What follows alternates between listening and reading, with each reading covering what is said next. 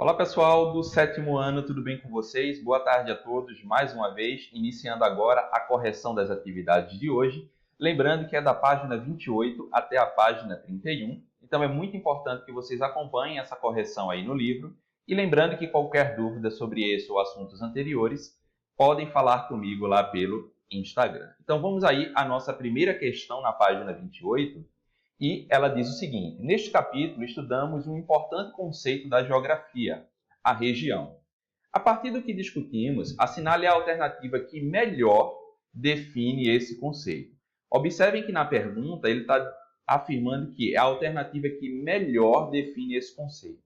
Ou seja, podemos encontrar aí algumas alternativas que estão corretas também, mas vão existir outras que estão mais corretas do que ela, tá? Então, fiquem atentos a isso.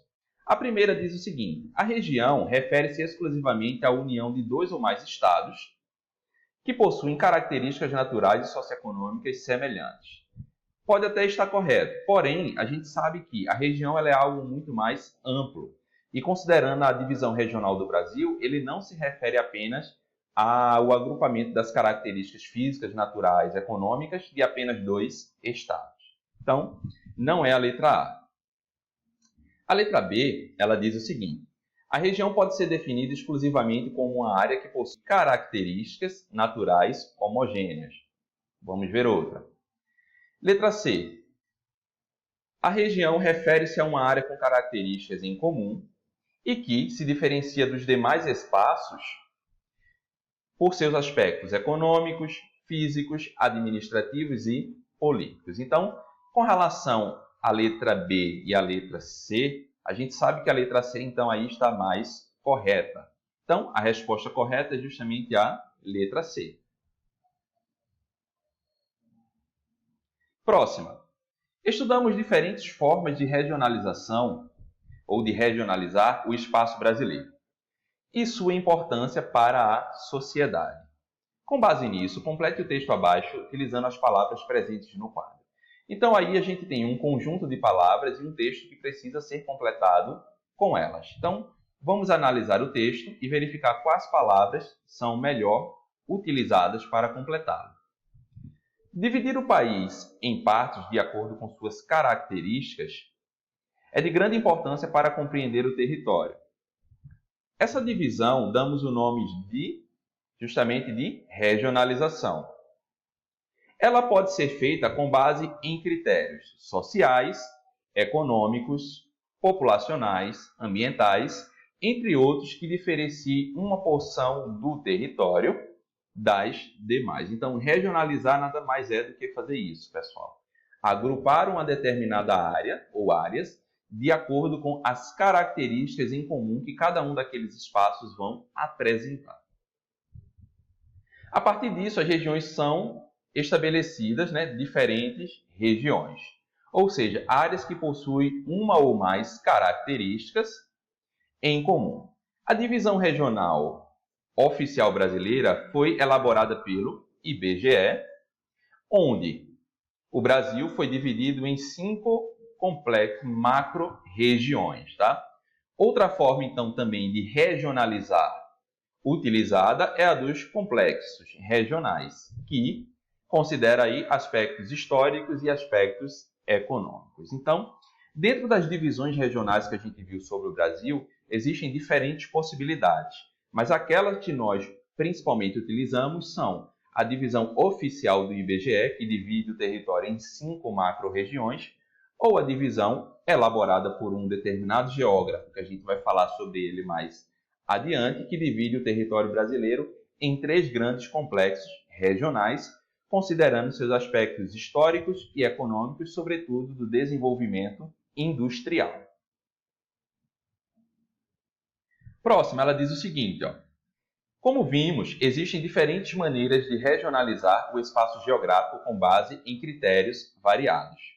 Observe as formas de regionalização abaixo e depois identifique o critério utilizado para regionalizar o território nacional. Então, o primeiro aqui, esse mapa que vocês já conhecem bastante, que a gente já falou sobre ele em aulas anteriores, que divide o território brasileiro de acordo com as principais bacias hidrográficas ou em regiões hidrográficas. Então, Ali o primeiro mapa é um mapa de hidrografia. O segundo mapa, aqui de acordo com o título, índice de pobreza. Então, ele considera aí aspectos sociais e econômicos. O próximo aqui, que ele mostra a divisão de acordo com a cobertura vegetal, é justamente um mapa de divisão regional, considerando a vegetação. E por último aqui, nós temos a divisão do território brasileiro em 3 complexos regionais, que seriam as regiões geoeconômicas, que aí considera, é claro, fatores econômicos e históricos, ligados aí à questão da industrialização, como eu havia comentado com vocês. Próxima pergunta, ela mostra o seguinte: as figuras apresentam 2 regionalizações do espaço brasileiro. Abaixo dos mapas, cite os critérios utilizados para cada uma das regionalizações. Então, ali, o primeiro, que a gente sabe que é a divisão oficial do IBGE, ele considerou aí critérios físicos, econômicos e sociais. Então, as 5 regiões elas foram divididas com base em um conjunto de critérios, e não apenas em um deles, como, por exemplo, questões econômicas. E já aqui, a segunda divisão regional, a gente tem aí o Brasil dividido em 3 complexos regionais, as chamadas regiões geoeconômicas, que consideraram fatores históricos do desenvolvimento industrial do Brasil e, claro, aspectos aí econômicos. Elas foram realizadas pelo geógrafo Pedro Geiger Pintes, tá? Então, ali, uma pequena observação da regionalização que foi feita em cada um desses 2 mapas. Observem lá, tá? Próxima questão, ela fala o seguinte. Vou ler direto aqui a interpretação do mapa, tá certo? E depois a gente parte já para a pergunta. Regiões brasileiras no ano de 1940. Observem que a gente já tem uma divisão aí nesse período muito próxima do que viria a ser a divisão regional que utilizamos na atualidade. Tá? O território brasileiro dividido em 5 regiões. Porém, a gente percebe que alguns estados ainda não existem de acordo com essa divisão e que alguns outros estavam incorporados a uma ou outra região. Se comparado aqui, então, com as regiões brasileiras no ano de 1990. E aí, aqui a gente tem a seguinte pergunta, né? O que explicaria as transformações que ocorreram ao longo do tempo nas formas de regionalizar o espaço geográfico brasileiro? Então, como a gente sabe, né, o território ele passou aí por grandes transformações em sua divisão regional, tá? E isso é reflexo das atividades de desenvolvimento econômico que foram se ocorrendo em diferentes pontos do território brasileiro, tá? E claro que é reflexo da industrialização e, por consequência, da urbanização. Próxima pergunta, ela fala o seguinte: o Brasil é comumente considerado, em sua espacialidade, uma nação marcada por grandes disparidades sociais e econômicas entre as suas regiões. Então, em outras palavras, essa pergunta está dizendo que, dentro daquela divisão regional do IBGE, existe muita desigualdade socioeconômica de uma região para a outra. Neste sentido, o espaço regional brasileiro caracteriza-se conforme o mapa a seguir. Então, observem aí que esse mapa ele mostra justamente a divisão do território em complexos regionais, as chamadas regiões geoeconômicas. E aí temos algumas alternativas aqui que falam sobre verdadeiro ou falso. Então, vamos analisar cada uma delas. O mapa representa as macro-regiões definidas pelo IBGE? Não, essa é falsa, a gente já sabe que não é. O mapa apresenta a divisão regional criada pelo sociólogo brasileiro Pedro Geiger Pintes e que dividiu o país em região Norte, Nordeste e Centro-Sul. Então, essa também ela é falsa, tá? Porque ele só dividiu apenas em 3 regiões e não em 4, como a pergunta aqui está dizendo. Vamos lá. O mapa apresenta regiões geoeconômicas do nosso país. Verdadeiro. As regiões presentes no mapa são, respectivamente, Centro-Sul, Nordeste e Amazônia, sendo o Nordeste a região atingida pela extrema pobreza. Verdadeiro também. A divisão regional apresentada foi elaborada por Pedro Pintes, dentre elas, a região Centro-Sul foi a menos industrializada e, por isso, fortemente atingida por problemas de extrema pobreza. Falso. E, por último, dentre os complexos regionais, o mais desenvolvido economicamente é o complexo regional Centro-Sul. Essa é verdadeira. Próxima. Leia o texto abaixo com atenção e depois responda. Apesar dos índices de pobreza terem caído em todos os estados brasileiros, essa região continua apresentando índices elevados de extrema pobreza. Os índices para essa região são preocupantes, pois revelam quase toda a metade da população que vive sem recursos básicos para sua sobrevivência.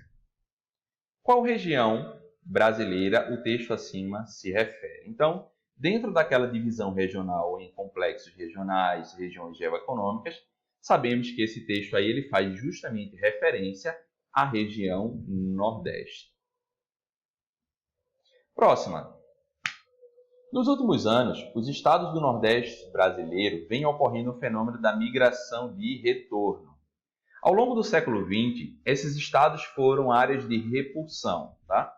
Tudo por conta da questão à qualidade de vida e porque em outras regiões do país apresentavam um acelerado e um ritmo muito intenso de crescimento econômico, sobretudo por conta de alguns ciclos econômicos que foram se desenvolvendo em outras regiões do país após aí o declínio do ciclo da cana-de-açúcar. Então, as condições de vida dentro dos estados do Nordeste, agravados pela questão da seca, tornaram um ambiente de repulsão populacional. Contudo, nos últimos 15 anos, se constatou um fluxo migratório de retorno devido a algumas melhorias na economia desses estados. E é basicamente sobre isso que a gente vai falar nas próximas aulas, tá? Sobre essa mudança econômica que diferentes estados, que a região Nordeste como um todo, ela passou nos últimos anos e que isso funcionou como um fator de atração para a chamada migração de retorno.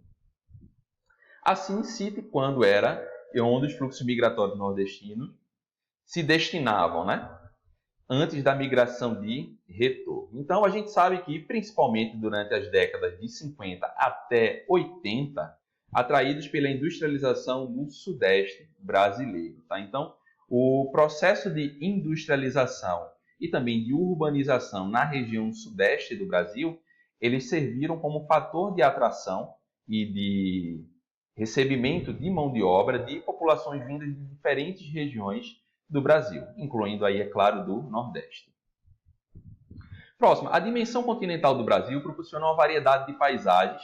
A representar essa diversidade, pinte no mapa cada uma das macro-regiões do IBGE em seu caderno ou então numa folha à parte. Tá? Então, como sugestão aí, aparece esse mapa para que vocês façam essa representação, tá certo? Reproduzam esse mapa aí no caderno de vocês ou no livro. E aí, a próxima questão, ela fala então sobre a questão dos complexos regionais.